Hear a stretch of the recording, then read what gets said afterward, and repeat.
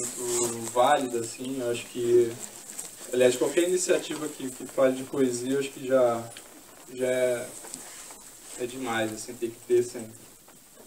No caso, o seminário, que começa hoje, vai até sexta-feira, sempre esse horário, às 19 horas, vai tentar meio que conversar com alguns autores sobre a poesia contemporânea e o que tipo, não é um papo para tipo, é só para situar, digamos assim. A gente não quer classificar a poesia contemporânea assim, de forma a engessá-la. A gente quer apenas situar algumas coisas que mudaram em função da internet nos últimos 15 anos. Entendeu? Eu, por exemplo, na verdade, eu sou um autor e eu comecei pela internet e por não morar no Rio de Janeiro, eu conheci primeiro o Gregório pela internet, antes dele ser dele se tornar mais popular, digamos, né, com o Porta dos Fundos. Eu conheci ele como, na época dos blogs ainda, ele como poeta. E foi essa trajetória que eu acompanhei, na verdade. Antes dele ser colunista, eu acompanhei ele como poeta. E o Domingos também. O Domingos eu tive conhecimento dele, na verdade, na época que ele tinha um grupo, que era os Sete Novos. E na verdade, na época que eles formaram, eles faziam várias ações aqui no Rio, alguns shows, né, de poesia. E eu lá em Piracicaba fiquei sabendo que tinham esses caras malucos que faziam poesia aqui no Rio de Janeiro e faziam poesia da boa, assim, né? Então, é só para pontuar. Então, tipo assim, da mesma forma que eu lá em Piracicaba, né, terra da pamonha e tal, tava lá, ilhado, perdido nos canaviais, descobri eles, acho que muita gente teve conhecimento também, tipo, pelo menos da literatura produzida por eles, através da internet. Então, acho que isso foi um ganho enorme que a internet deu, não só para eles, mas para vários autores novos que pintaram por aí e estão fazendo a literatura mais jovem ou mais nova, ou, enfim, uma literatura aí. Falei demais já, era só para explicar o que é, do que se trata o seminário. Bom, Gregório, o Gregório todo mundo já conhece, eu não trouxe minha cola, eu acho. Tem a cola da biografia dele aí, Val? Tá, por favor, Gregório, você é presente, então. O microfone aí do lado. Eu não tenho cola também da minha biografia. Não sei, sou ator, sou poeta. Tá dando para ouvir? Estão ouvindo? Sim. Eu formei em letras na PUC, aliás, conheci o Domingos. Letras na PUC, aliás, Maria também foi minha orientadora da formação da graduação. Fiz um curso de uma formação de escritor, que é baseado em... Ele, enfim, é focado na escrita e não na licenciatura e nem na tradução, como a maioria dos cursos de tradução, em geral, não traduzir ou para dar aula. E esse curso não, é um curso para escrever. Eu me formei nesse curso lá e comecei a escrever de verdade lá, com os professores que eu tive lá. Então, paralelamente, eu sou ator de teatro, e são as duas coisas que eu faço. E de internet também, Porta dos Fundos. Que é um canal que a gente criou para botar nos nossos textos e fazer as coisas. A gente... Eu estou vivendo a vida muito mal, né? Nesse seminário é muito difícil contar a vida. Tá bom, mas, tá bom. Tá bom? Tá. Então é isso. Eu era ator primeiro no tablado, cronologicamente. Que é uma escola de teatro do Rio, para botar. Aí no tablado comecei a escrever os meus próprios sketches. Eu escrevia sketches para fazer na mostra de sketches na peça de final de ano. No tablado. Cenas curtas. E aí fui fazer letras na PUC porque eu talvez gostasse mais ainda, ou eu nem gostava mais, eu tinha mais vontade de aprender a escrever do que atuar. E aí fui para a PUC por causa disso. E daí eu comecei a escrever para a Globo, a gente tinha uns programas, eu, o Fábio Porchat e todo mundo lá na Globo. Nunca rolava, era sempre um fracasso em algum lugar, assim, ou seja, às vezes antes de começar, às vezes no meio, às vezes depois de gravar, uma vez entraram no estúdio e falaram, não precisa mais gravar isso não, você não vai ao ar. fomos pra casa. Aí a gente percebeu que a gente precisava ter um lugar nosso para botar nossas coisas, que a gente fosse o motor e o veículo ao mesmo tempo. E aí pensamos na internet, né? Pensamos na internet, sem a qual certamente não existiria o Porta dos Fundos. E poesia eu comecei a escrever mesmo na faculdade, com o Paulo Henrique Brito. Fiz uma oficina de poesia dele muito boa. E foi com o Paulo que eu descobri o prazer da escrita poética, o prazer da restrição também, o prazer da métrica. É um cara que ensina muito a restrição, e eu acho que isso é um barato, porque acho que tudo que eu gosto de fazer na vida é porque eu não sei fazer, sabe? As coisas que eu mais tenho vontade de fazer são as que eu não sei. E com o Paulo que eu percebi que eu não sabia escrever poesia. E foi por isso que eu acho que eu comecei a escrever, porque eu acho que é a melhor maneira de se fazer uma coisa, talvez, pelo menos o que mais me motiva. Agora, por exemplo, eu estou tocando trombone, só que muito mal. Porque eu acho que é muito bom você não saber as coisas. O mistério de um instrumento que sabe tocar é tão motivante, né? As coisas que você não sabe. Eu acho que o Paulo e a Faculdade de Letras foi muito bom por isso. Para mostrar o quanto que eu não sabia, o quanto que eu não sei até hoje. E como é bom e como é tentador você lutar contra isso, contra o não saber. O Paulo dava exercícios de métrica impossível. Não só o soneto, que é difícil, mas coisas muito mais difíceis. O rondó, que intercala versos de 8, não vou chutar agora, com versos de 10, e sáficos e dóricos, e aquilo é um desafio meio, é tipo o cubo de Rubik, aquele cubinho colorido, né? E eu adoro aqueles cubinhos coloridos, eu acho que são muito, né, você vai ficar um tempão naquilo. Martelo agalopado, né? Martelo agalopado, é. Que isso? Martelo agalopado. É um tipo de verso, né? Um tipo de verso. 2 pés ternários e 2 binários. Isso. Né? Eu fiquei, cara, só esse nome já é tão bonito, martelo agalopado. Fazer isso pra sempre. Pra sempre, cara. Fiquei viciado. E aí eu fiquei com um vício de métrica, e todo lugar que eu ia, eu via assim, me dê um café, por favor. Ou heptassílabo. Heptassílabo é uma redondilha maior, me dê um café, por favor. Sabe, tudo, você fica viciado nisso, né, em metrificar a fala. E você vê que a fala é cheia de poesia, quando você começa a ver, cheia de ritmos involuntariamente tão bonitos. Volta e meia você fala um martelo agalopado. E então é isso. Desculpem a causa da biografia, o Wikipedia que mental tá ruim. Essa deu defeito. Bom, meu nome é Domingos Guimarães e o Gregório é o humor, né? Então eu vou ficar com o amor hoje aqui. E aí acho que a gente fica bem dividido. Eu me formei lá na PUC também, fiz mestrado, doutorado lá com a Marília Cardoso, me orientando, maravilhosa. E agora veio a Ana Chiara também, que é minha supervisora no pós-doc lá da UERJ. E a gente está tentando, né? Ver se engrena com todas essas dificuldades de bolsa do governo, mas está rolando. E escrevo desde de garoto, também comecei colocando as coisas na internet, publicando na internet até virar livro. E além disso, sou artista plástico, trabalho com um coletivo. Eu não consigo fazer nada sozinho, talvez por uma certa incompetência, então sempre são coletivos. Na poesia, para publicar, teve os 7 novos, né? E os livros que eu lancei foram com mais 2 poetas, o Augusto Guimarães, que é meu primo, e o Mariano Marovato. E trabalho com um coletivo de artes visuais chamado Opa Vivará. E estamos por aí fazendo coisas e desde 2005, já tem mais de 10 anos já. Então, basicamente essa é a minha pequena biografia. Você quer fazer aquela fala do início ou você quer fazer depois? Pode ser, eu escrevi. Porque Eu vim da academia, né? Então, não, e eu não ia escrever nada, não. Aí o Lucas Viriato me ligou, segunda-feira, e falou assim, você preparou alguma coisa para quarta? Eu falei, caraca, não preparei nada. Vou chegar lá no freestyle, assim, aí ele, tá, então tá bom. E aí eu fiquei achando que eu devia escrever alguma coisa.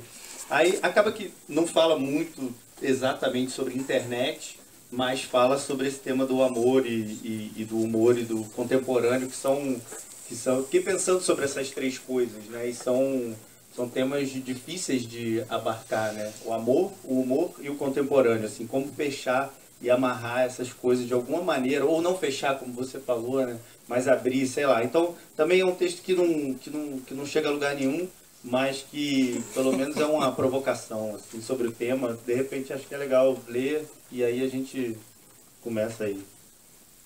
Então vamos lá. Excitação sobre o amor e o humor na poesia contemporânea. Amor, humor, flamor, flumor. Sempre um clássico. Jogado há 90 milhões de eras, o amor-humor nasceu como Fla-Flu, 45 minutos antes do nada.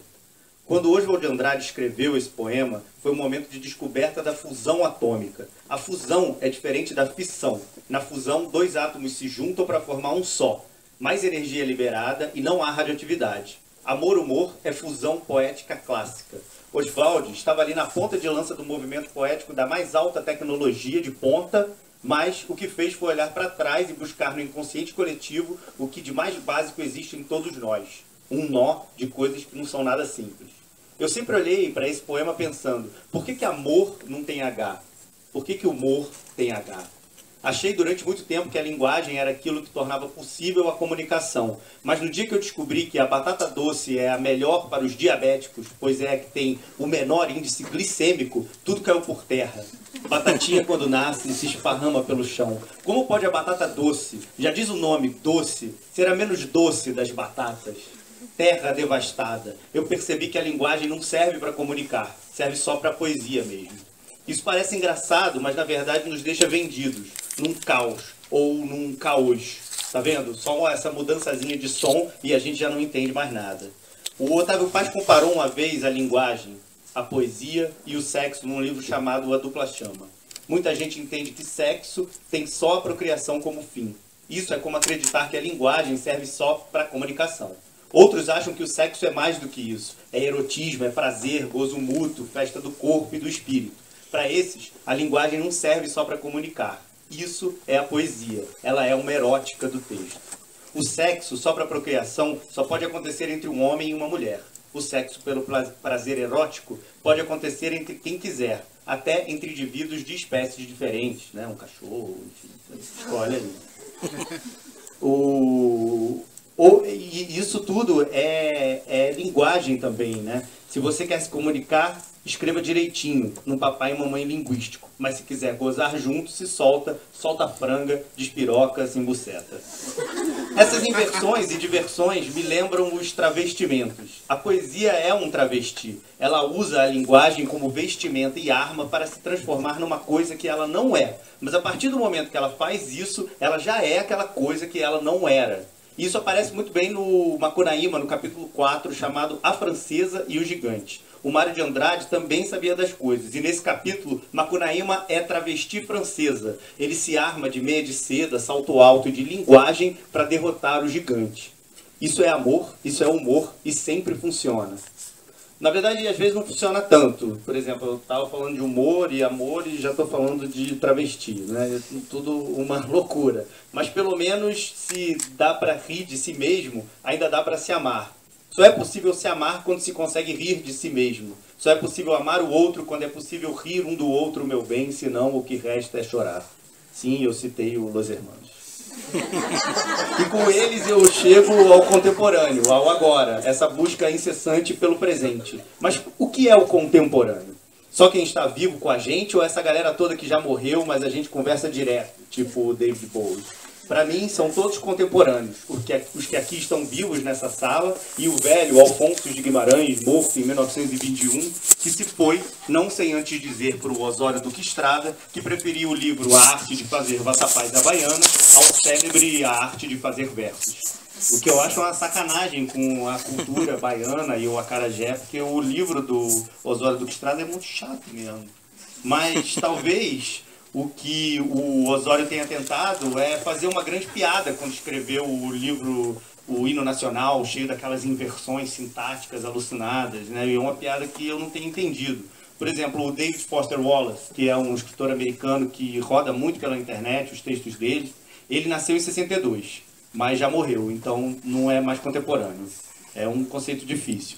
Mas, enfim, ele uma vez escreveu uma crônica chamada Alguns Comentários sobre a Graça de Kafka, dos quais provavelmente não se omitiu o bastante. Diz o David: para mim, uma frustração marcante de tentar ler Kafka com universitários é ser quase impossível fazer com que percebam que Kafka é engraçado. Caraca, Kafka engraçado, a parada que eu tentei bastante, assim, eu li várias vezes a crônica do Foster Wallace, reli o Kafka, mas assim, não tem jeito, normalmente eu termino chorando um livro do Kafka. E talvez eu tenha escolhido o livro mais errado do mundo, mas quando eu estava escrevendo esse texto, eu estava com Carta ao Pai do meu lado. E aí, para rir, vamos rir com o Kafka. Querido pai, você me perguntou recentemente por que eu tenho medo de você. Em parte, porque na motivação desse medo intervém tantos pormenores que mal poderia reuni-los numa fala. E se aqui tento responder por escrito, será, sem dúvida, de um modo muito incompleto, porque também, ao escrever, o medo e suas consequências me inibem diante de você e porque a magnitude do assunto ultrapassa de longe minha memória e meu entendimento. Caraca, eu não consigo achar isso engraçado. E, enfim, é porrada, né? Não é engraçado. Mas, brincadeiras à parte, dá para entender o David Foster Wallace. Ele diz que existem muitos humores e que os americanos não estão acostumados ao stand-up, ao humor fácil, de piadas prontas, da punchline. E talvez eu seja totalmente colonizado e seja um dos universitários americanos lendo Kafka. É sempre difícil entender a língua do outro e o humor do outro, mas sempre vale esse esforço. Para mim, o engraçado mesmo é o livro da gaúcha Angélica Freitas, Um Útero é do Tamanho de um Punho. É amor-humor em sua potência mais contemporaneamente exacerbada. Um livro que trata com amor e humor um tema porrada, que é o que é ser mulher hoje. Na página 39 da primeira edição, um poema chamado Mulher de Respeito. Diz-me com quem te deitas, Angélica Freitas. Adoro esse poema, acho super engraçado e todo mundo quer saber com quem você se deita, nada pode prosperar. E aí agora eu citei o Caetano para compensar o Los Hermanos. Enfim, amor-humor, flamor, flumor, sempre um clássico, mas não na acepção mais comum do termo fla-flu, que quer dizer embate sem fim de contrários, e sim na ideia que no fundo reside em cada arquibancada de cimento de que sem flá não há flu, sem flu não há flá, opostos complementares, espelhos invertidos, o mesmo lado da outra moeda.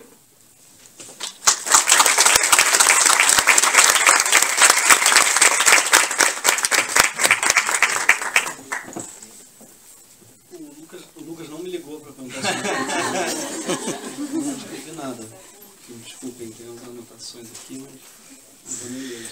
Mas eu adorei o tema, adorei seu texto e adorei esse tema, amor e humor, porque é um embate que eu tenho todos os dias. Primeiro, toda vez que eu digo que eu escrevo poesia no meio do humor, as pessoas acham estranhíssimo, e quando eu faço humor no meio da poesia, são meios que muitas vezes não conversam. E, sobretudo popularmente, tudo quem não faz, quem faz até percebe mais. Quem faz poesia, em geral, tem muito humor, e o pessoal do humor também faz muita poesia. Mas para o público é muito estranho, porque as pessoas veem o humor como a ausência de poesia, e a poesia como a ausência de humor, no sentido de comunicação. Então, a poesia é o hermético, popularmente, assim. Poesia contemporânea é o distante, é o hermético, é o acadêmico, é o sério. E o humor é aquilo, é o sem ternura, é o sem afeto.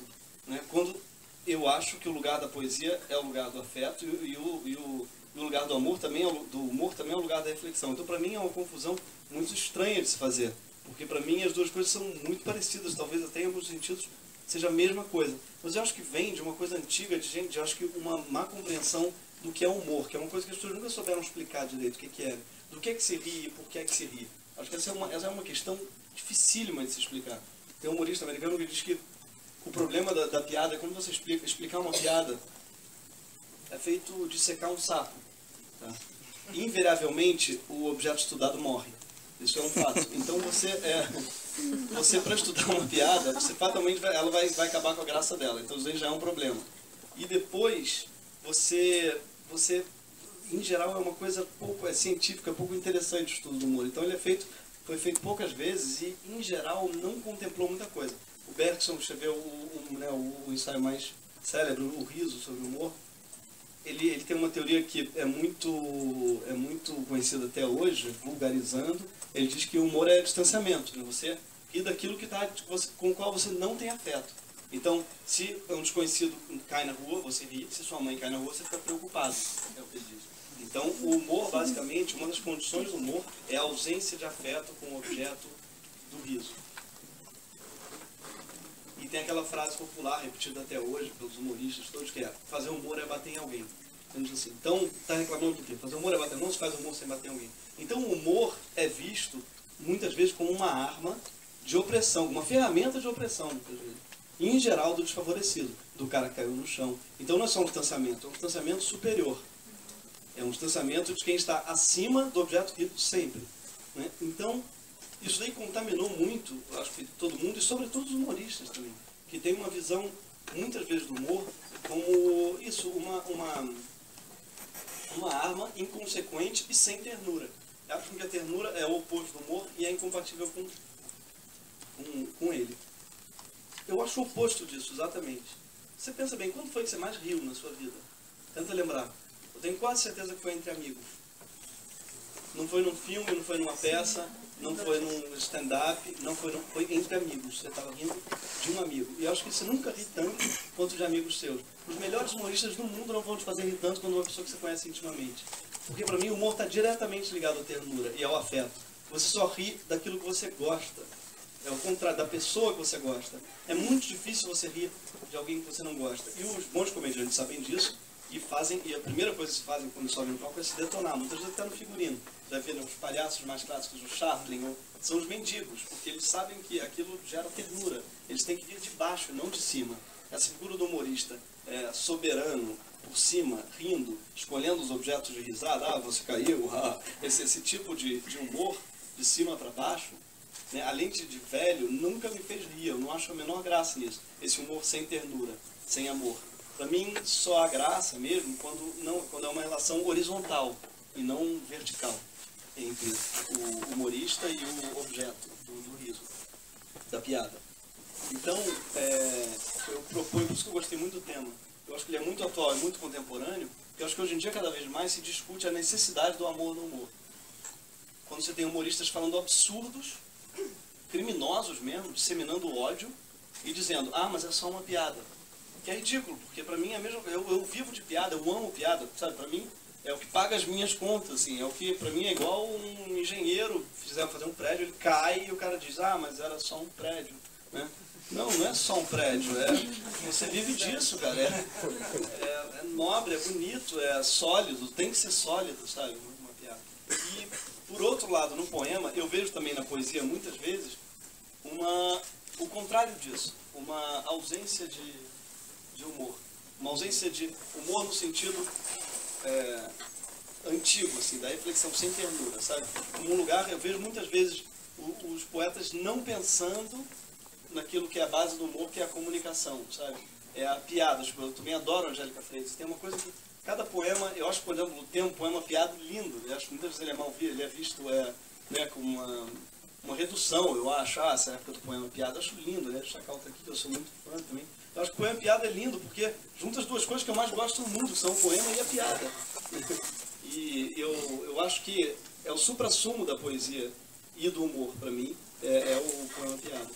Porque eu acho que é quando o poema ele atinge mais poderosamente o leitor. Eu não acredito em nada que se leve muito a sério.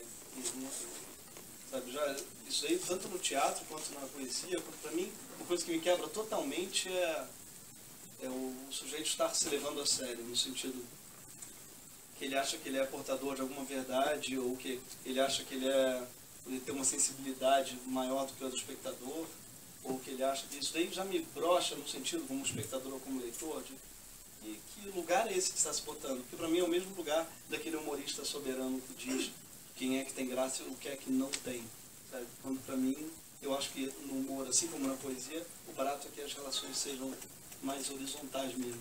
E nesse sentido, acho que as duas coisas são muito parecidas, porque eu acho que nos dois casos trata-se muito de uma obra de ternura, uma obra de amor.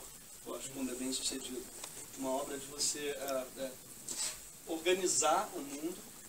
Eu acho que uma boa piada, assim como um bom poema, organiza o mundo, dá sentido ao mundo, organiza a nossa existência, que é totalmente absurda e fracionada, de forma com que ela faça algum sentido amoroso, positivo, né, assim, em algum lugar.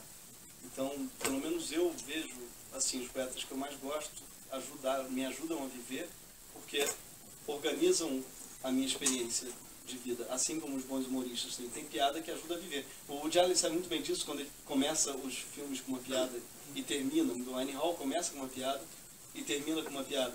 E eu acho que é porque ele sabe mais que ninguém do poder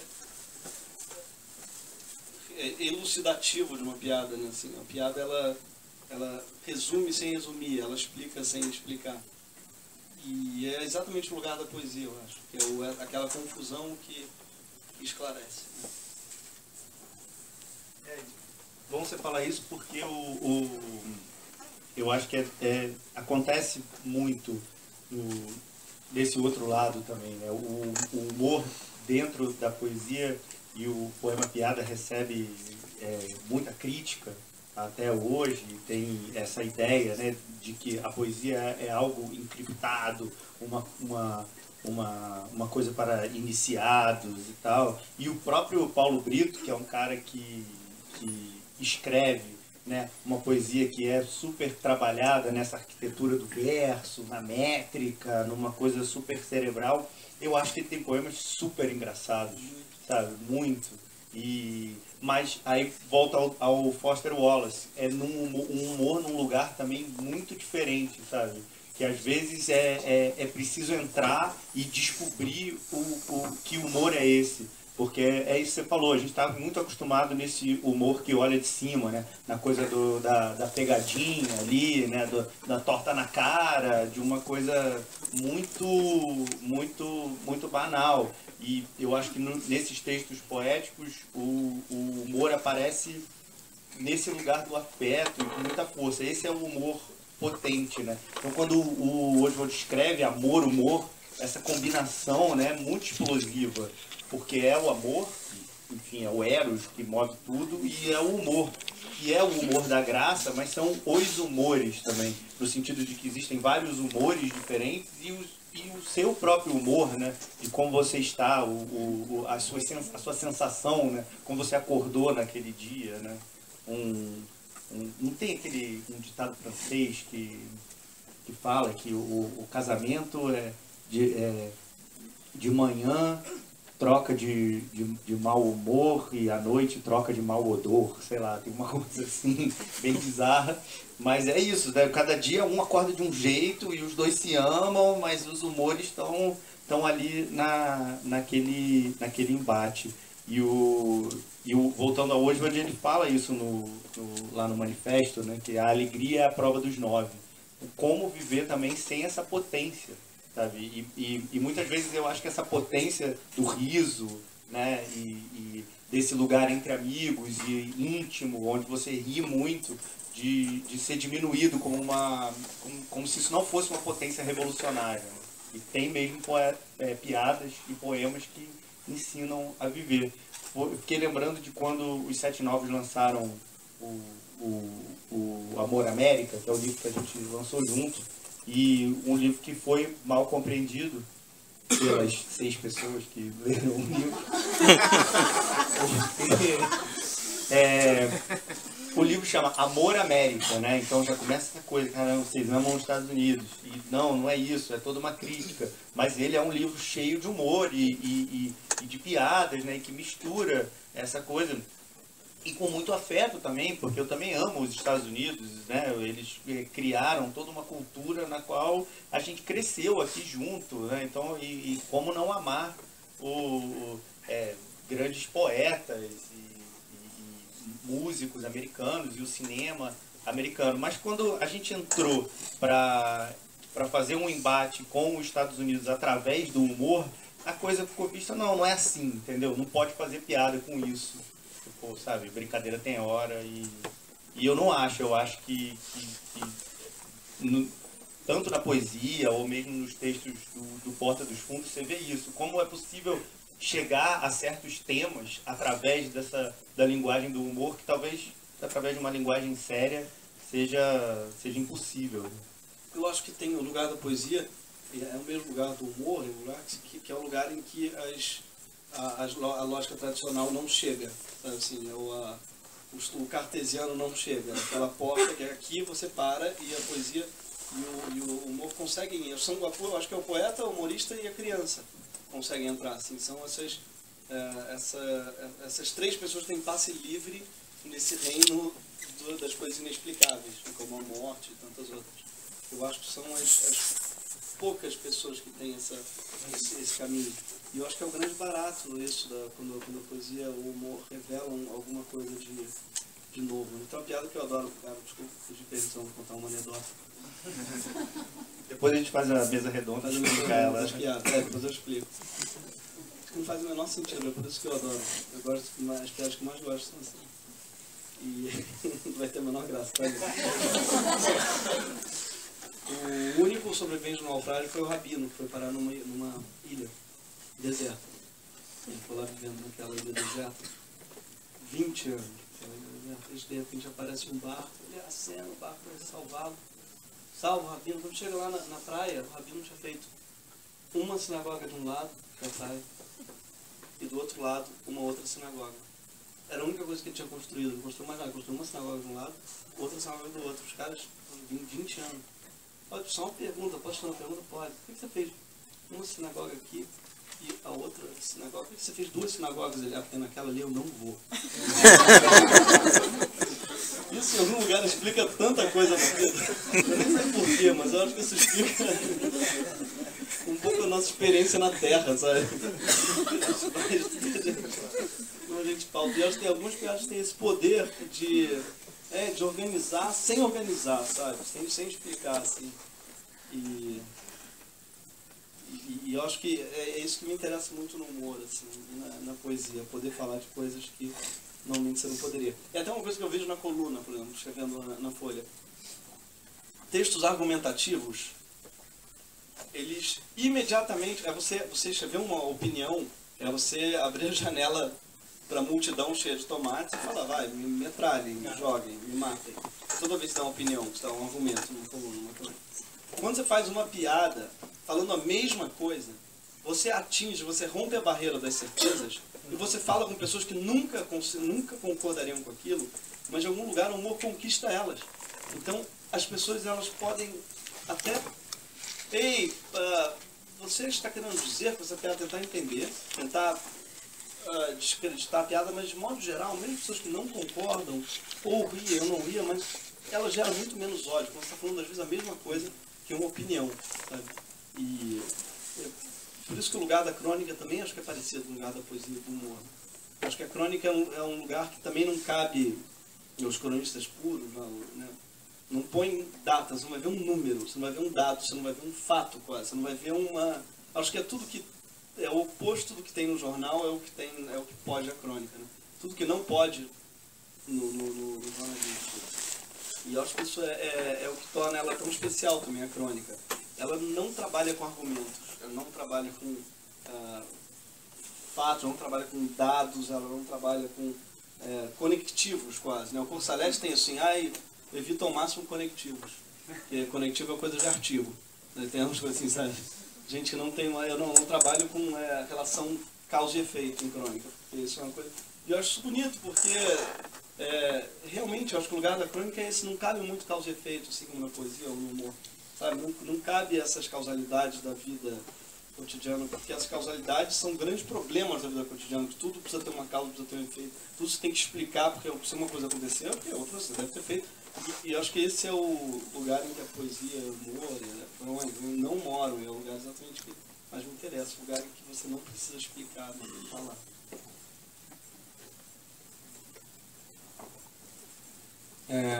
Eu vou só colocar aqui duas coisas que eu percebi e tal, nas falas de vocês, assim. A primeira quando o Domingos falou na questão dos Estados Unidos e tal, eu lembrei de um poema muito bonito seu e muito forte, que é inclusive sobre amor, sobre aquele poema da Jacqueline Kennedy pegando os pedaços eu fiquei horrorizado, na verdade, quando eu li esse poema. É um poema de amor, é um poema, uma declaração mesmo e tal, mas a cena em si que ele coloca tá inclusive no Amor América, que tá lá fora. Olha, eu fazendo merchan, mas tá ali. É um poema que eu falei, caralho, perdão. Tipo, alguém teve a coragem de colocar aquilo ali, aquele relato, de um jeito poético e ao mesmo tempo um poético que está perto longe, né? Porque você está relatando a cena em si e ao mesmo tempo a pessoa vai se envolvendo e tal. Então, do texto que você leu, o texto inicial, o abre alas, se não me engano, se é Flamengo, ele é Fluminense. A gente estava falando essa brincadeira do Fla-amor, Flu-morra, por causa disso também, né? Não existe uma cisão aqui, era mais uma brincadeira entre amigos, talvez. Bom, já que a gente estava falando e tal, a gente falou algumas coisas interessantes e tal, eu queria perguntar, eu não sei, vocês leem poetas contemporâneos, tipo poetas contemporâneos que eu falo, poetas a partir de 2010, vamos colocar assim, vocês conhecem algum nome que vocês tenham gostado e tal, e que tem alguma produção relevante, seja brasileiro, seja Matilde Campilho, sei lá, qualquer, assim. Acho que tem um monte de gente boa. Você diz que começou a escrever depois de 2010 ou não? Que tem porque a gente é de 2000, né? E tem aquela... Acho que a gente já tá na segunda... Acho que 2000 é passado já. Mas a gente era 2000. Não, é que se for para pensar, a primeira geração que começou com a internet foi essa Daniel Galera, uma galera que já é mais... que tem 40 e poucos anos e tal, é uma galera forte. Joca Rainer Terron. Clara Verbu.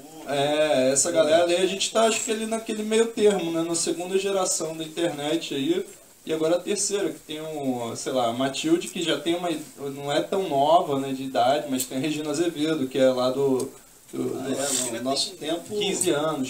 Nosso tempo a internet era um cafezal, um areal, né? Era um mato. Eu chegava lá, o Facebook só tinha mato. Mentira. Pra Barra da Tijuca, assim, em 89. Já era toda a época do Mirk. Total, ICQ. Mas tem um monte de gente. Mais recente, que acho que tá falando mais contemporâneos que a gente, né? Mais contemporâneos que o contemporâneo, né? Você citou a Regina Azevedo, né? Que ela tem 15 anos. Regina Azevedo, de Natal, né? De Natal, E eu acho que assim, ela é uma poeta super interessante, uma garota, assim, ela tem 15 anos. E lançou o livro novo dela agora, assim, botou no Facebook, escreveu um livro novo sobre a minha avó e tá aqui, custa tanto, bem um crowd sem, não oficial, e aí eu depositei o dinheiro, outras pessoas depositaram, ela publicou o livro e manda por correio para casa, sabe? Então assim, já num uso totalmente íntimo da internet, e ao mesmo tempo que ela usa a internet com toda essa intimidade, ela fez um negócio mais incrível, porque ela ficava vendo que no Rio, em São Paulo, em outros lugares tinha... em Recife também, encontros de poesia, e Natal não tinha. Então ela foi atrás de criar o encontro de poesia, sabe? E ela com 15 anos, chamando a garotada, e aí o pessoal mais velho começou a colar também. Então assim, acho ela um exemplo, talvez o mais, né, da pessoa mais precoce de todos aí, mas tem outros também, o Santiago Berlingeiro, conhece o Santiago? Não, também. Santiago é muito legal, Santiago é muito bom, né? Aliás, ele estava no CEP há pouco tempo, não sei se não tá, ele tá lá, colado no CEP, é o cara... O Santiago é muito legal mesmo, inteligente, né? Menino de ouro. Menino de ouro. Mas é engraçado isso de perceber que 2000 é passado, né? E que o Santiago já é a, sei lá, a quarta geração do CEP 20.000, né? Que é um lugar super importante de encontro e de produção de poesia, né? E de chegar no CEP que eu já produzi o CEP também, quando eu tinha a idade de Santiago, com 22, 23 anos, e chegar lá e agora ser o cara mais velho. Eu falei, caraca, eu tenho 36 anos, sabe? Mas a coisa vai muito rápida, sabe? E a internet faz isso também. Eu lembro que a Bruna Beber, que vai estar aqui na sexta, né? Ela organizou, junto com a Heloísa Buarque de Holanda, em 2005, 2007, eu acho. 2007, não foi o Blux, que é um site, acho que chama... Não, eu acho que tem ali o Enter, o Enter, é isso. O Blux é antes, que foi a exposição lá no Oi Futuro, que era com blogs, né? Chamava Blux, era uma exposição de blogs, você vê, um negócio que não tem mais condição de existir hoje, blog. O blog se tornou obsoleto, né? Total. Mas ao mesmo tempo a internet, né, é isso, deixou de ser esse mato e virou um... Pô, e tem muita gente produzindo aí. Ana Martins Marques. A Ana Ana Martins Martins Marques é maravilhosa, ela é o anterior. Ela é fantástica, velho. Maravilhosa. Ela é uma idosa, deve ter 33. Exatamente. Mas ela já é velhíssima já ganhou prêmios. Mas a Ana é muito legal, gente. A Ana Martins Marques é maravilhosa. Super contemporânea. Não, dessa galera tem muita gente. Tem a Alice Santana também, que é de 88, também nasceu em 88. Aliás, as mulheres, eu tenho a nossa geração tem mulheres, acho que são, né, isso, a Alice, a Ana Martins Marques, a Angélica Freitas, a Bruna Weber. E com muito humor, elas têm um traço, assim, não sei se é geracional, se é por acaso, não sei o que é, mas elas têm muito humor, escrevem uma poesia muito engraçada e pessoal, assim, eu gosto muito delas. São várias mulheres escrevendo com muita força, assim, né? E não só sobre o tema do feminino, né? Porque também fica isso, assim, é mulher e aí escreve sobre o feminino. A Angélica faz isso maravilhosamente. E todas em algum lugar fazem, mas também é uma escrita super plural, sabe? E muito boa de ler. A Ana Martins. A gente estava falando aqui, eu acho que eu vou ser saudosista de novo. E para 2000. Não, é assim. Mas é quase isso, assim. Qual que é a opinião que vocês têm? Porque, no caso, você publicou um livro solo, né? E o Gregório está indo pro... O Percatempos é poema também, não? Não. Então você publicou 2. Tá. Qual que é a opinião que vocês têm do primeiro livro que vocês publicaram? Vocês acharam que foi um negócio de impulso? Que vocês... Tipo, um negócio... Porque a relação, acho que muita gente que escreve, assim, com... Muita gente que escreve tem essa relação, tipo, pô, eu não gosto do meu primeiro livro. Eu acho que é um livro de juventude, um livro muito verde... muitas questões que não estavam resolvidas você empurra para frente, acaba resolvendo num livro seguinte e tal. Isso é mais curiosidade pessoal minha mesmo, porque eu publiquei o meu em 2013. E o meu é praticamente uma coletânea, né? Peguei tudo que tinha nos últimos 10 anos e taquei lá. E eu não sei se eu gosto mais dele, sabe? Então eu tenho um pouco isso, esse estranhamento hoje com o livro. Tá lá, eu não me arrependo, mas assim... Eu não sei se rola um fetiche da gente lançar logo o primeiro livro e tal. Eu não sei, o que vocês veem nisso? Eu acho o meu primeiro livro muito ruim, mas eu amo ele. Eu amo como uma, sabe, como um filho problemático. Porque eu acho que tem uma coisa, aliás, que quando eu fui publicar, eu achei um monte de gente, e eu lembro muito que tem um monte de gente que falou, não, se não se deve publicar um livro, aquela frase clássica, né? Tem uns que dizem antes dos 30 anos, não se deve publicar um livro antes dos 35, não se deve publicar um livro antes dos 40, não se deve publicar... Eu acho que se tem uma idade que você ainda pode publicar um livro ruim, é antes dos 30. Então, assim, então se você tiver um livro que você acha que é ruim, publica logo. Porque quanto mais velho você for, pior vai ficar o seu livro. E eu acho que tem uma coisa do frescor que é bom, porque é um livro que você vai... Eu tinha 22 na época. E é um livro de um cara de 22 anos. Isso eu acho que dá uma outra leitura para o livro. Então eu acho que é fundamental. Eu sou sempre a favor, acho o contrário, não se deve publicar. Sabe, essas regras eu acho bobas e eu acho que é importante que seja sincero para você no momento. Eu acho que se eu tivesse esperado para publicar hoje, eu nunca publicaria ele hoje. Mas no momento era sincero para mim. O que não quer dizer que os poemas fossem sinceros, não é isso. Estou dizendo que os poemas eu sentia que não é isso, mas era sincero no sentido que eu achava que aquilo era o que eu tinha a dizer de mais legal. E então eu acho que eu não me arrependo, mas eu não acho, não me orgulho também, não acho que tem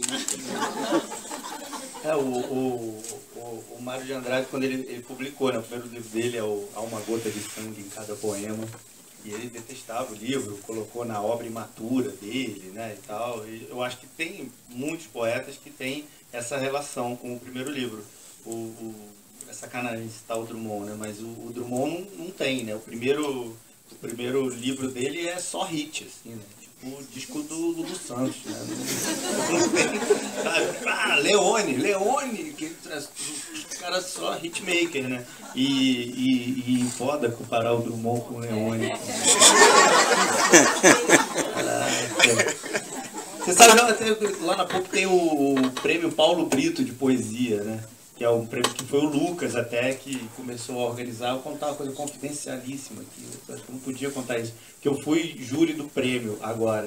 E aí o prêmio chega, os poemas, você não... É pseudônimo, você não sabe quem é, né? Então a gente foi lendo, eu, Lucas e o Paulo Brito, pô, o cara entende poesia. E aí os três falaram, esse é o melhor poema, ganhou. Pô, os três acham que é esse, o segundo e o terceiro colocado tinham umas dúvidas, mas o primeiro era aquele, aí ganhou. Aí quando foi ver quem era o Leone. E assim, o prêmio é só para estudante da letras, assim, o Leone mandou um poema pro prêmio e ganhou o negócio, cara. E aí eu falei, caraca, cara, o Leone, hitmaker, garoto. Garotos são foda, cara. É foda, garoto. Mas assim, e aí não sabia o que fazer, porque tem um negócio publicado lá que você tem que ter uma matrícula na PUC, ele não tinha, é que ele quer entrar na letras, ele quer fazer letras lá na PUC, então aí era, sei lá, enfim, mas aí eu tava falando dos primeiros livros, né? Acho que o Leone deve gostar das primeiras músicas dele, porque dá dinheiro até hoje. Mas eu também, eu publiquei o primeiro livro com 26, na época que eu achava que para ser um escritor você tinha que publicar um livro. E aí fui lá e publiquei. Hoje nem sei se eu acho isso, acho que é possível ser um escritor sem nunca ter publicado um livro, apesar E a Matilde foi um fenômeno assim, né? A Matilde Campilho, ela não tinha nenhum livro publicado e ela já era uma grande poeta e todo mundo falava dela e o Carlito Azevedo botou ela lá no Risco, naquela página do Prosa e Verso, e já tinha estudos sobre a poesia da Matilde e ela não tinha publicado nada ainda. Então acho que também tem essa diferença, mas concordo totalmente. É um livro que eu só publicaria naquele momento, um livro que tem uma outra pegada, uma outra onda, mas pô, eu gosto. Eu briguei com o Mariano Marovato, que escreveu o Amor América junto comigo, ele esteve na Flip do ano passado. E ele foi destruindo os livros dele, assim, falando que era tudo ruim, que só o último livro que era bom, né? E aí eu interrompi a fala dele e falei, pô, a gente escreveu um livro junto, tá dizendo que meu livro é ruim, então, cara, aqui na Flip veio dizer que meu livro é ruim. E aí ele foi piorando e disse que do último livro dele, na verdade, era para as pessoas lerem só a segunda parte, que a primeira não era muito boa. Então também eu acho que é muito uma sensação do escritor e do artista, assim, de sempre querer se reinventar e procurar o novo, né? Essa coisa de procurar fazer o que não sabe, tocar trombone e tal, e de um desejo de fazer alguma coisa e não ficar preso, né? Tipo, o Chico Buarque não quer tocar a banda, o Caetano Veloso não quer tocar Leãozinho, sabe? Essa coisa. Não quero fazer o novo. É isso. Você é do humor ou do amor? Amor, humor, pô. Total. Vocês querem fazer algum poema? Vocês sabem algum de cabeça? Só pra ilustrar algum aí e tal. Tá foda, né? Posso ler. Ah, não, fica à vontade. É que o Gregório não trouxe livro, não trouxe cola.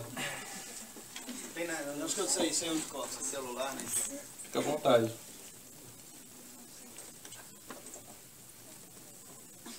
Começa? Vai lá. Vou achar. Esse é do primeiro livro. Ah, eu quero então. Que maravilha. Falando eu mudo tudo aí.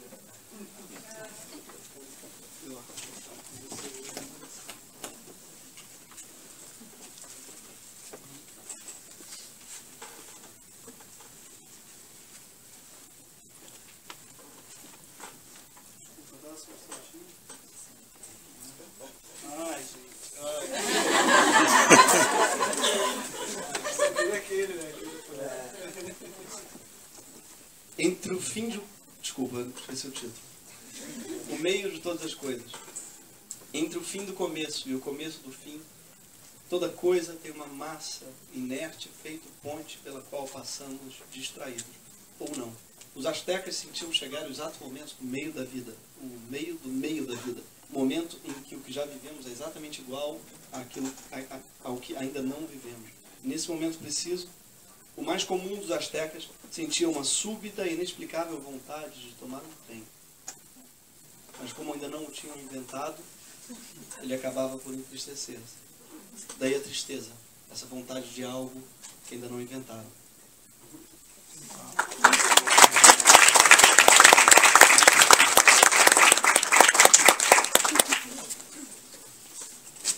Cara, eu vou ler o poema que você citou aí, que vi que as pessoas ficaram curiosíssimas. Não, pode mandar. Você acha que vale pra registro. Você acha que é muito forte? É, ele é forte. Um poema que eu li há 25 anos, né? Acho que eu devia ler um novo, mas eu gosto de ler. Manda aí. Amor América. A maior cena de amor americana não é nenhum beijo de Humphrey Bogart e Ingrid Bergman. Não tem Deborah Kerr nem Gregory Peck. Não é aquele beijo de soldado na enfermeira no final da Segunda Guerra Mundial. A maior cena de amor americana é Jacqueline Kennedy subindo em desespero a capota daquele Ford modelo Lincoln para catar os pedaços explodidos da cabeça de John Fitzgerald Kennedy.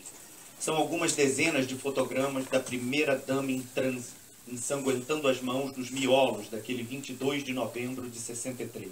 Lee Harvey Oswald matou Kennedy. 2 tiros cirúrgicos, um no pescoço e outro fatal na cabeça. Foi você mesmo, Oswald? Não. Oswald o teria devorado. Lee Harvey, ex-marine. Até tu, Brutus? É, presidente. Quem deu o tiro foi um dos teus, naquele dia D of the Big Deep Dallas City. Don't you mess with Texas, Mr. President. Sempre que vejo um beijo em preto e branco, ou escuto ao longe o Sam tocando de novo em Casablanca, lembro de Dona Jaqueline ajoelhada no carro já funerário, atrás do cérebro espatifado do marido. Amar é ter nas mãos essa massa cinzenta que pensava a América, cinzenta como a lua que ele queria conquistar. Flicts. É, presidente, naquele 20 de julho de 69, lembrei de suas palavras. Um homem na lua. E você, Kennedy? O que teria pensado ao ver na distância aquele foguete Saturno V cortando os céus como a bala que cortou o ar até a sua cabeça? A small trigger for a man's finger, but a giant blow for a human head. Dona Jaqueline catando miolos para alimentar mortos-vivos. Miolos, miolos. Nada é por acaso nessa vida. Lincoln morreu na sala Ford do Teatro Kennedy. Kennedy morreu num Ford, modelo Lincoln. Nada é por acaso nessa vida. Sempre que penso no amor na América, penso em Dona Jaqueline ajoelhada, apavorada, apaixonada, com as mãos empapadas de sangue, catando a cabeça explodida do marido. E Pelé disse love, love and love.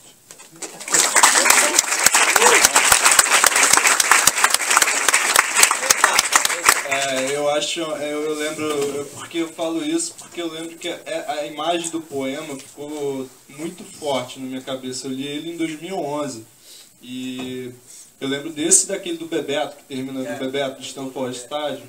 Eu lembro sempre desses dois seus. Deixa eu ver o que tem para perguntar ainda, depois eu vou começar a abrir já pro pessoal, quem quiser fazer algumas perguntas para cada um também. Acho que dá, né, Val? Demorou. Tem que consultar, né? Porra, eu escrevi uns negócios muito ruins.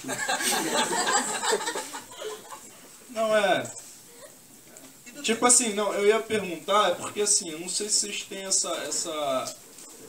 Hoje em dia tem só pra, tipo, trazer pro presente, velho.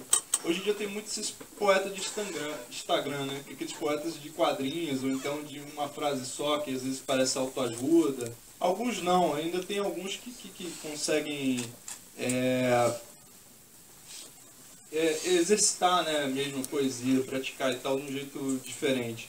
Mas assim, vocês acham que por exemplo, o Leminski foi um toca-Raul pra essa galera e todo mundo saiu tocando Raul ou é bom, é positivo isso, é positivo que as pessoas façam poesia, mesmo que seja Não ruim, essa poesia nova, né? Essa poesia que está começando, informação, né? Não tem um formato ainda, né? Está se buscando a voz, né?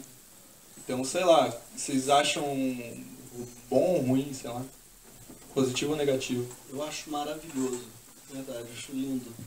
Que, pô, a poesia esteja ocupando no Instagram, ou que estiver ocupando... O Orkut não existe mais, isso, eu acho lindo, de verdade. E essa discussão de, mas é uma poesia que flerta com autoajuda, eu acho que a boa poesia também pode flertar com autoajuda. O Lemis, que às vezes flerta com autoajuda, é lindo, sei lá. Eu acho que ou com a publicidade, ou com os eu acho que eu acho muito bom, de verdade, acho muito bom que a poesia esteja ocupando lugares novos, sabe? E é porque eu acho que a gente às vezes é um pouco contaminado a acreditar que a poesia de qualidade não pode ser popular e a poesia popular não pode ter qualidade e achar que, eu acho que é isso que nos faz até dar pouca importância a poetas como Vinícius, ou nos dá até muito, mas poesia dá muito mais, ou tal poema piada também, marginal, a uma poesia que faz parte da vida, que é uma poesia que está presente na rua, uma poesia que dialoga com o mundo. Eu acho que é fundamental fazer diálogo, eu acho que retweet, e acho que a gente tem que tomar cuidado para não ver uma coisa, porque eu tenho também isso. Uau, 10 mil compartilhamentos, isso é uma merda, sabe? Então, caraca, 50 mil likes não pode prestar. Às vezes tem isso, né? O sucesso. Gosto apesar do sucesso. Exatamente. E aí quando gosta, você tem que explicar, exatamente.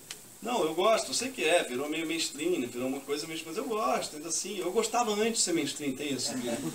Não, eu gostava antes de todo mundo gostar. Agora que todo mundo gosta, virou ruim. E tem isso, né? Os diferentões, né? O diferentão da poesia. O diferentão, marginalzão. Então, tipo, cara, é lindo que esteja bombando. Pô, tudo que bomba. Tem o Paulo Brito sempre diz isso, a poesia na rua você enche o estádio, porque quando perguntam assim, né, você acha que a poesia tem potencial? Claro que tem, claro que tem. Rússia enche o estádio, no Brasil enche volta meio teatro, enche festivais, acho que tem total potencial.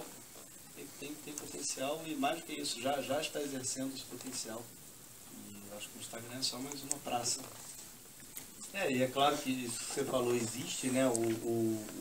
O Lemis, que é uma espécie de toca Raul e uma galera vai nessa onda, mas eu acho que também é muito assim que se descobre algo diferente, sabe? Porque às vezes você começa imitando alguém mesmo, sabe? Imitando aquele poema aquele poeta que você adora, aquele artista que você admira, e você começa naquele caminho, mas ali começando a trilhar aquela estrada, você descobre uma entrada, uma trilha para o meio do mato e vai se embrenhando por outro lugar, sabe? Então, eu acho que se a fagulha for essa, é muito bom. E eu vejo poetas interessantes, assim, nesse lugar. O Gabriel Pardal, não sei se você conhece, ele tem o Canibal Vegetariano, que tem no Instagram e tem no Facebook, enfim, na internet vocês podem encontrar, e é sempre assim, né? São textos é um quadrinho, um desenho e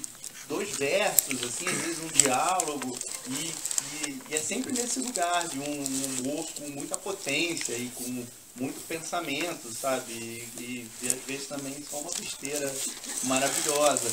E o outro cara que eu acho legal, que não é muito nessa onda, mas que usa a internet de um jeito interessante, é o Vitor Eringer, que até escreveu um livro de prosa que ganhou, foi 2º lugar no Jabuti, há uns 2 anos atrás, o Glória, que ele tem ele escreve uns poeminhas e aí tem um link com um vídeo que ele fez, sabe? E é tudo assim, conectado com o Facebook, daqui a pouco você clica no link e vai pro Instagram, sabe? Ele usa um negócio de um jeito todo interconectado também, que é muito bom.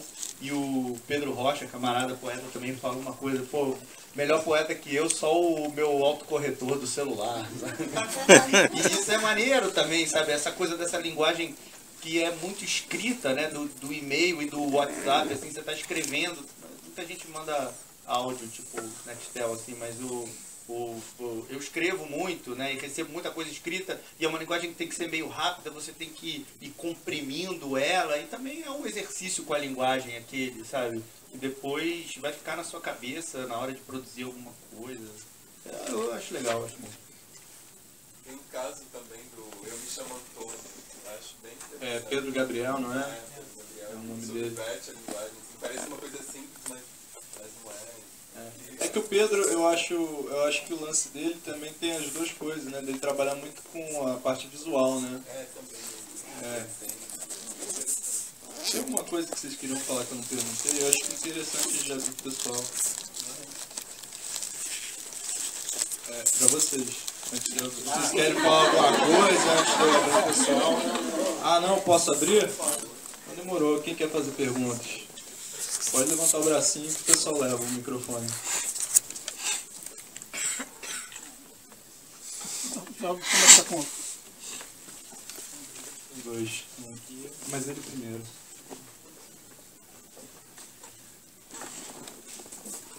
É importante para um humorista ou um poeta que escreve com humor ser reconhecido como poeta, porque eu acho que até em teatro e em outras áreas, as atrizes dramáticas são sempre mais lembradas do que as comediantes como grandes atrizes.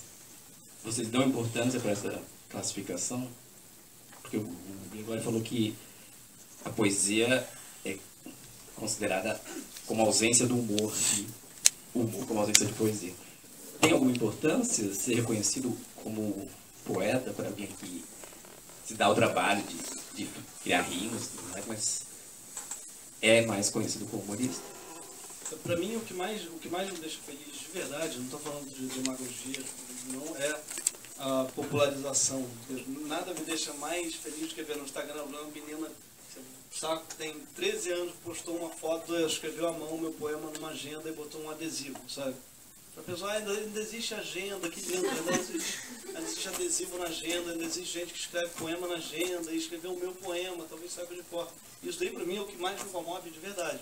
Então essa coisa de ser levado a sério, de verdade, não tem a menor pretensão não.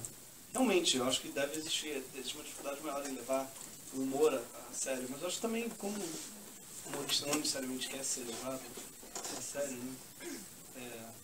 Eu adoro aquela música do Chico Leve, não me leve a mal, me leve apenas para sair por aí. Porque eu acho um pouco isso, essa coisa de me levem a sério, me levem... Para mim não é um objetivo, não. Mas o Shakespeare escreveu comédia. Faz sucesso, né? Faz sucesso. Filme. Não, sim, mas os grandes autores, os que eu mais gosto, pelo menos, escreveram muito humor, muito bem, pô. Todos, né? Ele falou do Kafka que tinha humor. Né? O Tchekhov dizia que escrevia comédia. E ninguém nunca entendeu. O Tchekhov, ele era um comediante, um humorista. Um comediógrafo. As comédias gregas também. Eu queria fazer. As comédias gregas também são ótimas. Claro, eu acho que então, o que eu estou dizendo é, a comédia para mim é a arte, para mim, mais nobre que tem. Não tem nada melhor que uma piada, eu sou apaixonado.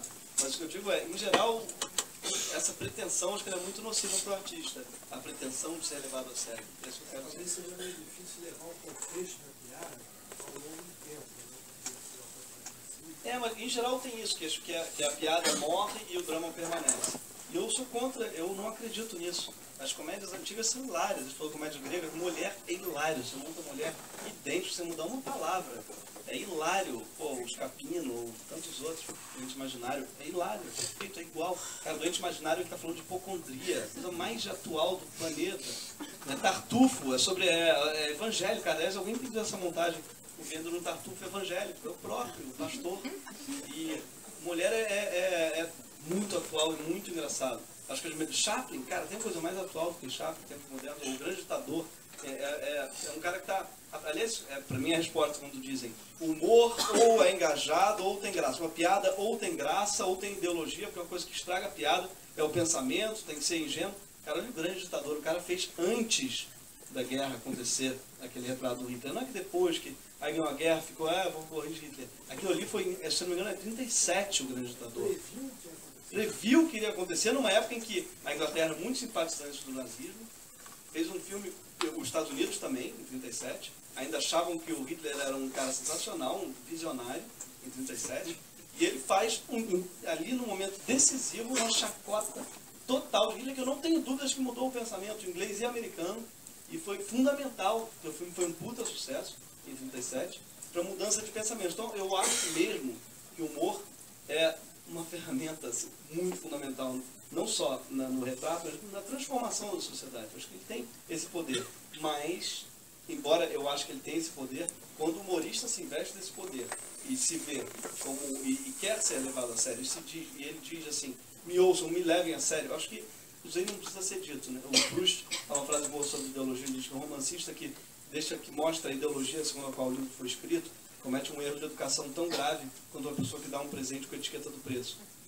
E eu acho que o humorista também, o humorista que deixa as pessoas entenderem qual é a piada, qual é a ideia que ele está querendo passar com uma piada, qual é a ideologia, ele está cometendo também um erro grave de comunicação. Ele está dizendo quanto aquela piada vale. Então tem esse paradoxo que realmente eu acho que é complicado, que eu acho que a piada é poderosa, é transformadora, mas o humorista tem que, não pode acreditar demais nisso, porque senão ele realmente perde a graça.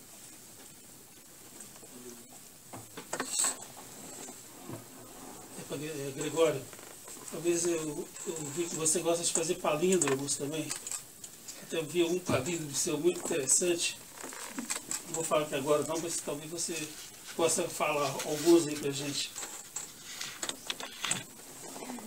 Palíndromos. É uma época que eu estava viciado em palíndromos. Então não sei se eu acho que eu sou um dos vícios. Não tinha Playstation, casa, não tinha nada a perder o tempo, eu ficava dando palíndromos. Então tem a Casa da Alice é Cilada, saca? Esse é um, tem alguns obscenos, e até cu, buceta é. Pra quem não sabe, palíndromo é uma frase, um verso, que pode ser lido de trás para frente e continua, enfim, com outro significado. Que mais que tem? Aí tem muitos não sei. Soluço, me safo, não. Soluço, me safo, Rafael lê a farofa sem óculos. Esse é o nosso sentido. Mas se der o contrário. Se der o contrário.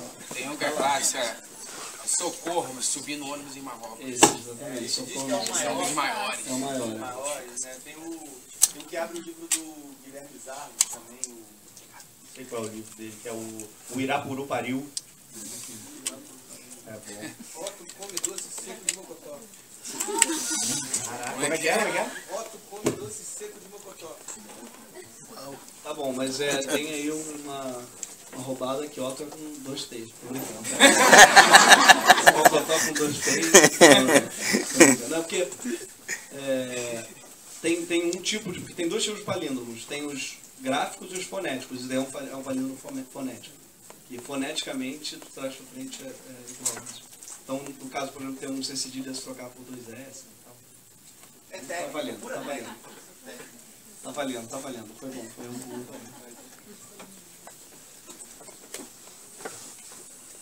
Oi, boa tarde. Eu queria perguntar pra vocês, eu gosto de poesia, gosto de escrever, só meio cru ainda, tô aprendendo. E qual é o conselho de vocês, assim, pra... Porque, tipo, eu faço poesia porque eu sinto, sabe qual é? Minha ex-namorada, ou no novo caso, e eu vou fazendo o que eu sinto. Como foi pra vocês, sei lá, o início de poesia, o que fez vocês fazerem poesia, e algum conselho aí pra quem quer fazer poesia? Cara, eu dou vários cursos, oficinas de poesia lá na PUC, no Parque Lage também, na escola de artes visuais ali, e aí estamos sempre falando sobre isso, né? E é muito engraçado que um dia chegou uma menina que falou, não, olha só, eu escrevo assim, eu vejo uma palavra, aí eu boto outra, e vem outra, e aí eu boto também, e aí vem mais uma. Cara, é isso. Eu parei, a poesia pendura chuteiras. Eu tô aqui há anos dando oficina de poesia pra ver a pessoa e me destruir, assim. E ela, assim, ávida por mais do que isso, sabe? Eu não tinha mais nada pra dar pra ela. Cara, é isso, tem uma palavra, você bota outra e tal. Não sei, ela me matou, assim, sabe? Eu não tinha mais. O que você faz pra escrever mais do que isso? Eu não sei. Mas é isso, é difícil dar conselho. Acho que tem uma coisa que é uma faísca, né? Às vezes é isso, é um artista que você admira e lê e aí começa a fazer mais ou menos igual, descobre. Às vezes é essa coisa do sentimento que é muito íntimo, né? E que você quer botar para fora de algum jeito, né? E vai. É isso, e é meio essa coisa sem porquê, né? O Leminski falava isso, é uma coisa que eu acho ótima, que a poesia é dessas coisas que é o porquê de ser da vida. Não há um porquê, né? Querer achar um porquê na poesia é como querer achar um porquê num gol do Zico, um porquê num orgasmo, sabe? Não tem porquê. Então, eu acho que assim, se entregar a esse negócio. Mas, ao mesmo tempo, nessa mesma fala dele, ele fala uma outra coisa. É um documentáriozinho que tem no YouTube, chama Ervilha da Fantasia, que é ótimo. E aí ele fala uma outra coisa que também é super cruel, que uma coisa é ser poeta aos 17 anos. Todo mundo tem sua ideia, escreve ali no caderninho, às vezes guarda. Outra coisa é ser aos 25, aos 30, aos 35, aos 40, aos 50, até chegar um poeta que está há 60 anos trabalhando a linguagem, né? E aí ele vai falando, porque muitas vezes você vem a vida, os filhos, a necessidade de ganhar dinheiro, e não é isso que necessariamente a poesia vai te trazer e você desiste, né? E acho isso super cruel, assim, porque ao mesmo tempo que não tem porquê, né, o porquê das coisas, né, a finalidade de ganhar dinheiro te tira da poesia. Então, sei lá, eu sempre tento não pensar nisso, sabe? Se entregar ao ato de escrever. Aí vem uma palavra, aí depois vem outra palavra. Depois que ela me dá essa definição, não consigo mais pensar a poesia de outro jeito. Não, escrever, por favor. Tem mais alguém? Vou fazer uma colocação aqui como poeta aqui. Eu tenho um tio que antes de ser conhecido como poeta, na verdade ele não foi conhecido, mas ele tinha uma frase que ele falava: eu não sou infeliz a cada dia por ser reconhecido pela mídia. Eu sou feliz por ser reconhecido na minha rua. Eu acho que a poesia é isso também, né? Uma coisa da autoajuda, a pessoa escrever ali, nem que seja para ela colocar para fora, entendeu? A visão dela de mundo, né? A poesia é isso, na verdade. A poesia a gente não cria. A poesia ela é ancestral, ela está no nosso inconsciente coletivo, de acordo com o que a gente vê, de acordo com a nossa literatura, o que a gente vive, né? Eu acho que a poesia não tem que querer ser poeta. Poeta a gente é. Todo mundo pode ser, todo mundo que quiser escrever o que for, com o teor que tiver ali, pode ser ruim, pode ser bom, é a poesia, de alguma forma. Uma outra coisa, não sei se é bem um conselho, mas que tem a ver com o que você falou, que eu acho que é essa ideia, que é da arte de uma maneira geral, não só da poesia, mas de ser para o outro, entende? De você, né, você precisa do outro, e eu acho que tem que ter sempre essa generosidade no fazer artístico. E por isso que eu gosto muito dos encontros de poesia e do Sepultivio, da Cachaça, como é que é, o Sarau do Escritório, que é ali no Bar da Cachaça. Então, assim, acho que é importante isso, estar nesses lugares, estar em contato com os outros da sua geração, né, conversando, trocando. Acho que isso é super importante. Alguém aqui levantou. Aí também? Eu já estudei na faculdade de escrita, mas eu ouvi a palavra agora na hora que falou de entender uma realidade absurda e ter algumas leituras que te contribuem a ter uma visão mais diferente, dar um pouco mais de sentido, ou desorganizar para organizar de novo. E eu queria saber se vocês têm alguma indicação nesse sentido, para construir, para refletir mais sobre a contemporaneidade. De leitura, você diz? Nomes de autores ou próprios livros. Mas sobre exatamente Poesia? Ou sobre universo?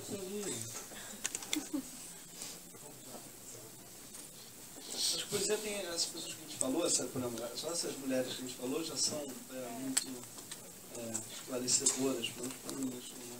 Pessoal muito bom da contemporaneidade, assim, Sandra Weber, Santana, Matilde Campinho, lá em Portugal, Angélica Freitas, Filho, são deles. Essa poesia, acho muito elucidativa.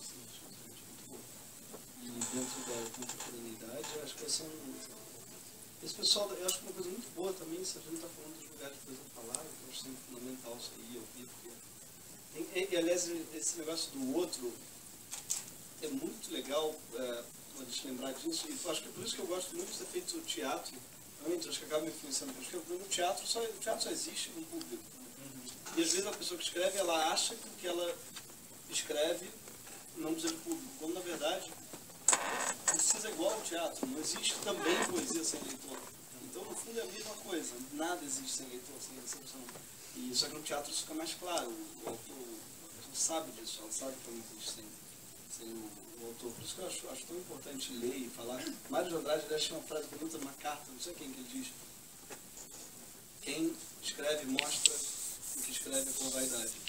Quem escreve e não mostra o que escreve também é por vaidade. E eu acho que a vaidade é inevitável por você estar escrevendo por vaidade. Então essa coisa já não vou mostrar, porque se não mostra, não existe. Né? Então não tem problema se não existe. Só existe nesse ato. Como eu estou falando tudo isso, tem lugares de coisa falada, não tem isso. É um lugar em que você tem recepção estampada, isso é muito importante para o autor. Você ter essa troca imediata. Jogar a poesia para o presente. Porque algumas coisas que eu acho meio chato escrever, eu acho da atuar tão mais sedutor, é porque escrever meio fora do presente, fora das pessoas, é fora do convívio. O ato de escrever é fora do convívio, fora do ser humano, é árido, é solitário, sabe? Você também está sempre no coletivo, imagina você por isso. É muito solitário, sim, escrever é esquisito. E eu já, lugares de coisa falada, são um lugar em que você pode desentificar o ato da escrita, trazer a palavra, trazer para o presente e para o convívio entre as pessoas. E para mim é quando faz uma das coisas que a poesia vale a pena, assim, é dizê-lo. Mas se o Paulo Brito estivesse aqui, ele ia falar: Norma Goldstein, metros, sons e ritmos, entendeu? Vamos aprender a metrificar, é um belo livro. A gente está falando das teorias. Aliás, o Paulo fala uma coisa que o Ezra Pound também tem um texto muito bom. Eu acho que esse é o nome também. O ABC da literatura. Logopeia, fanopeia. É muito fundamental, assim. É uma língua. Eu acho que se eu tivesse lido sozinho, talvez eu não teria entendido. Eu acho que eu entendi. E também eu falo muito bem de poesia. O Otávio Paz, como também é incrível, né? Ler os poetas, os próprios. Um livro que eu lembro que quando eu li, na minha cabeça foi o 26 Poetas Hoje, que é organizado pelo Luiz Buarque de Holanda. Que é uma antologia, que está o Chacal, tá um monte de gente. Luiz Otávio Pontes, o Lago Pontes, né? Cacá, Ana Cristina Serra. Cara, pisar no crânio, né? Tem um livro que não é um livro de poesia, mas é um livro sobre um poeta, que foi até a Marília que me deu, que é a biografia do Cruz de Souza, escrita pelo Leminski. Agora está reunido no Vida. No Vida. Tem 4 biografias. Né? Trotsky, Cruz de Souza, Jesus e Pastor. É maravilhoso, isso é muito importante. Até de Jesus. É um poeta, tem aí. Boa noite. Eu estava pensando enquanto vocês comentavam, e uma coisa que me ocorreu aqui, como é que o tema hoje é contemporaneidade, mas tem coisas que são perenes, né? Por exemplo, me ocorreu assim que tinha uma série de livros do Jorge Amado, que foram lançados nos anos 60, 70, que tinha um artista argentino da gravura, chamado Caribé, que era um argentino que foi morar no Brasil, e que acho que, se não me engano, foi a Record que lançou essa série de livros de Jorge Amado sem com as ilustrações de Caribé. Quer dizer, a coisa do visual junto com a palavra sempre existiu. Né? E outra coisa que eu lembrei também é que, em relação ao humor, quando eu frequentava a praia de Ipanema, lançava o jornal Planeta Diário e o Caceta Popular. E que eles eram coletivos, que hoje se chamam coletivo, eram grupos, né, de redatores que formavam um coletivo. E que hoje tem o Sensacionalista, que é muito hilário, que é muito parecido com o poeta diário, com o Caceta, tanto que eles batiam, tanto na direita quanto na esquerda. Batiam dos dois lados. Aí o Caceta Popular, quando entrou para a televisão, ele passou a bater só na esquerda. E assim, uma coisa que eu lembrei agora, que vocês quiserem comentar. Não, eu acho que nem isso, Foi mais uma provocação, uma pergunta. Acho que vai rolar só a última pergunta ali. Tem duas então, tem mais? Ah tá, porque assim, a gente vai encerrar então depois dessas duas perguntas para vocês terem uma tete-a-tete com os autores, se quem quiser, sei lá, pegar autógrafo, tirar foto e tal. E até porque a Caixa encerra as atividades às 21 horas, já são 8h25. Então acho que dá tempo de fazer essas últimas colocações também e conversar com os autores, vocês ao vivo aqui com a gente. Perdão. E quem tiver interesse, tem o Gregório não trouxe, mas tem os livros do... tem o livro do Domingos e tem o meu livro disponível ali fora, para quem quiser adquirir. E é isso.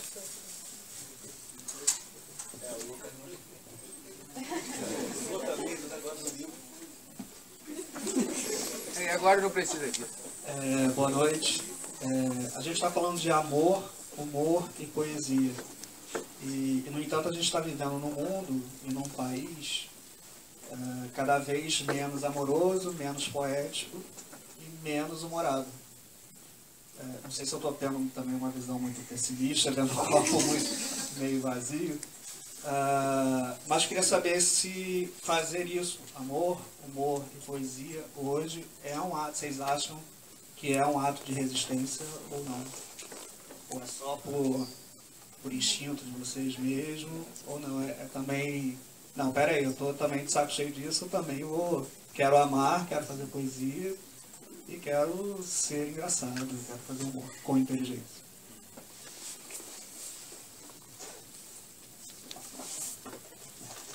Eu sou um otimista incorrigível, assim. Eu acho que a gente nunca esteve tão bem, de modo geral.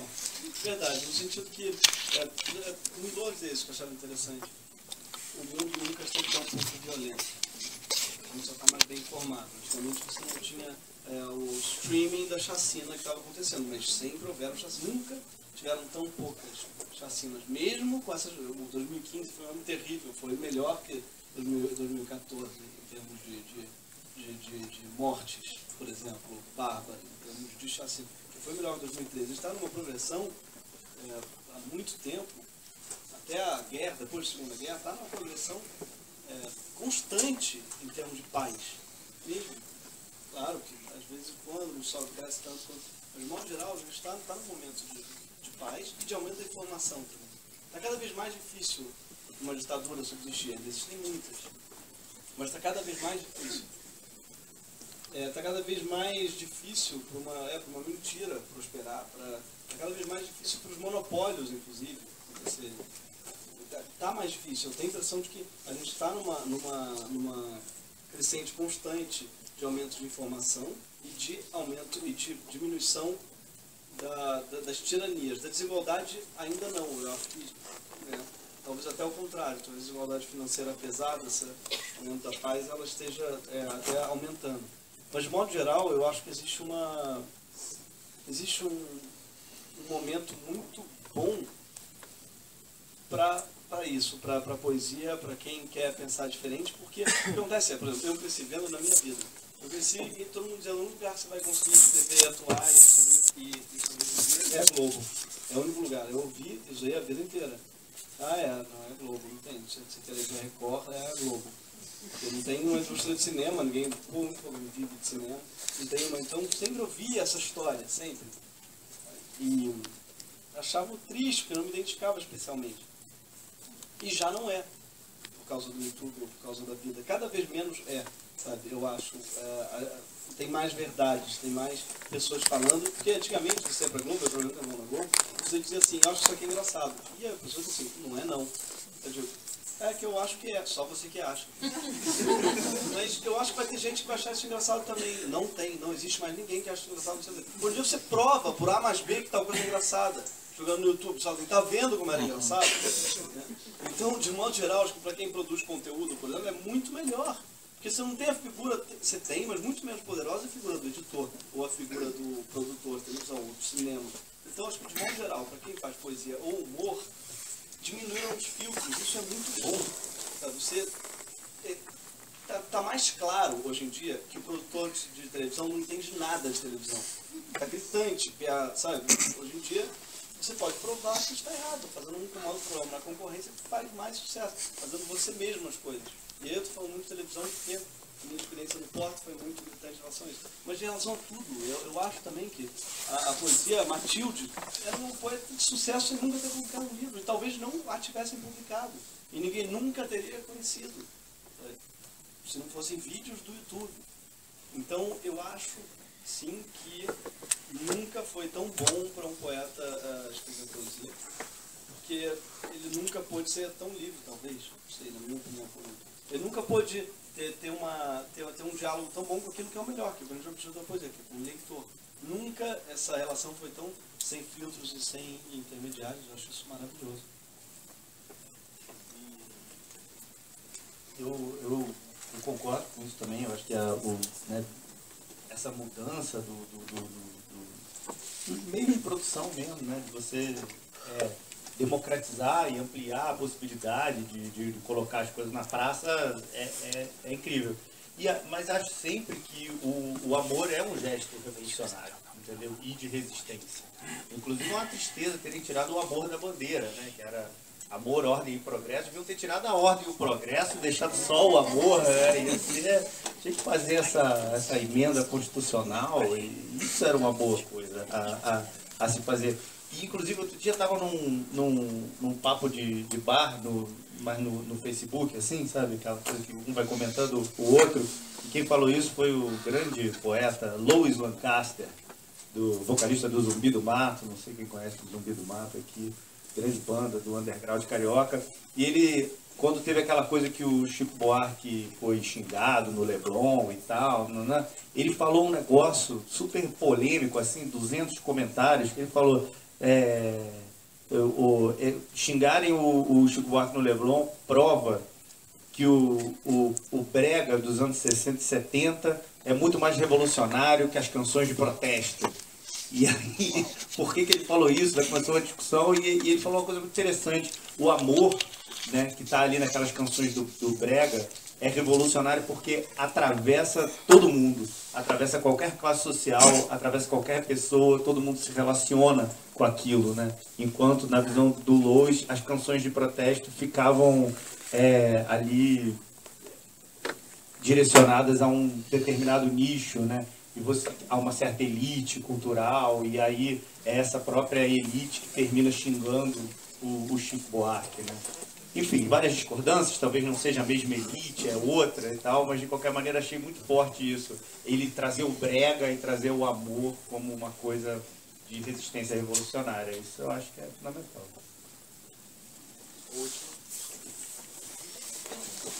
Boa noite. Eu costumo ministrar algumas oficinas de poesia lá na minha região, a Baixada Fluminense. E uma pergunta que muitas vezes os participantes fazem é: para onde a poesia leva a gente? E eu sempre dou duas respostas. Olha, geograficamente a poesia já me levou a conhecer metade do meu país, porque o pessoal convida e nós vamos. Mas o principal é que a poesia me levou a explorar a minha própria falta de limites. E eu gostaria de fazer essa pergunta para vocês: para onde a poesia tem levado vocês? Pra cá, olha que maravilha. Encontrar vocês aqui hoje. Mas, eu caramba, aonde tenho levado, né? A minha família, eu venho de uma família de poetas, né? Então, meu avô era poeta, meu bisavô era poeta, meu tataravô era poeta, e ninguém necessariamente ganhou dinheiro com isso. Assim, é o Bernardo Guimarães, meu tataravô, meu bisavô Alfonso Guimarães, simbolista, e o meu avô, o Alfonso Guimarães filho, tem meu tio avô também, o João, enfim, a cacetada de poeta e de escritor. E todos fizeram outras coisas na vida, para ganhar dinheiro, para se sustentar, para viver, mas o que ficou na família, nas conversas, nas histórias, foi a poesia. Na verdade, ela conta uma história e ela que sempre levou, sabe? Então eu sempre tive muito essa sensação e vem daí a vontade de fazer isso, sabe? Porque eu via como isso levou esses caras a nada. Não ganharam a vida financeiramente, né? Não tem aquela, não são os winners por causa disso, né? Talvez lá o velho Bernardo Guimarães escreveu Escravizaura, ele teve um momento ali de grande sucesso, maravilhoso, talvez por causa da novela, e aí ele já tinha morrido, mas eu acho que